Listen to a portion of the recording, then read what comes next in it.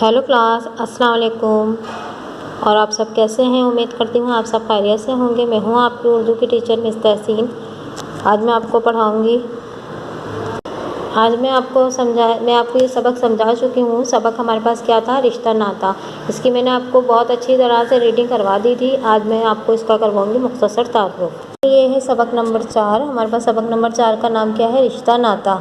रिश्ता नाता में मैं आपको मुख्तसर तारुफ बता रही हूँ। मुख्तसर तारुफ क्या है? हमारे पास मौलाना मोहम्मद हुसैन आज़ाद उर्दू अदब के रोशन तारे हैं। इन्हें बेहतरीन इंशा पर दराज और आक़ाए उर्दू तस्लीम किया जाता है। ज़बान व बयान रंगीन और दिलकश है। इनकी नसर में नज़म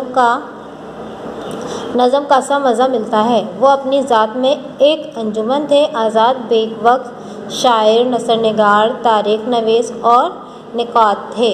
ये आपको मुख्तसर तारुफ मैंने बताया है। या मुख्तसर तारुफ इसी तरह से लिखेंगे जैसे मैंने लिखा हुआ है। मैं आपको इसकी वीडियो भेज रही हूँ। आप इसको अपनी कॉपी में राइट कर लेंगे और इस सबक को बहुत अच्छी तरह से रीड आउट करेंगे जिस तरह से मैंने पढ़ाया था और आपको पढ़ना है। फिर मैं आपको कल इसका मरकज़ी ख़याल लिखवाऊँगी और लिखवाने के बाद फिर वो आप कॉपी करेंगे और ख़ुद करेंगे कॉपी।